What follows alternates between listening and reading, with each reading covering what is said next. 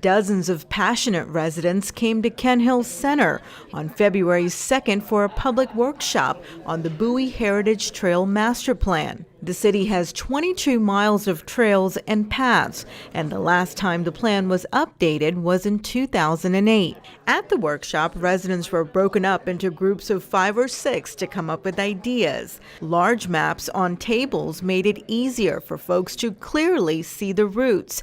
They even used colored thread, which could be moved around to show how a biking path could be changed. Yeah, you could just mark it right on the map. We do have a really nice trail system.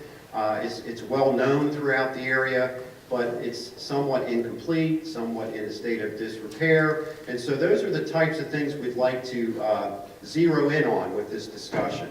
And any kind of feedback you can give us on locations, specific locations that we could address deficiencies or future connections. That's what we're looking for today. Is the zoning such that you could put in trails along like the rail and the river here? The Bowie Planning Department had been encouraging residents to fill out an online survey weeks leading up to the workshop. Planning Director Joe Meinert says input from various sources can help consultants find weak spots. Just one, beautification, at least me personally, I am out on the trails or sidewalks or out for a walk for 2 different reasons. One, just for the personal enjoyment of being outside, or 2, to get somewhere. Sometimes the trail itself is the destination. We also have improved signage. If you walk the trails at White Marsh, you know that there is some signage, 2 different kinds. One for the trail itself, blue, green, red, whatever. The other is, points of interest.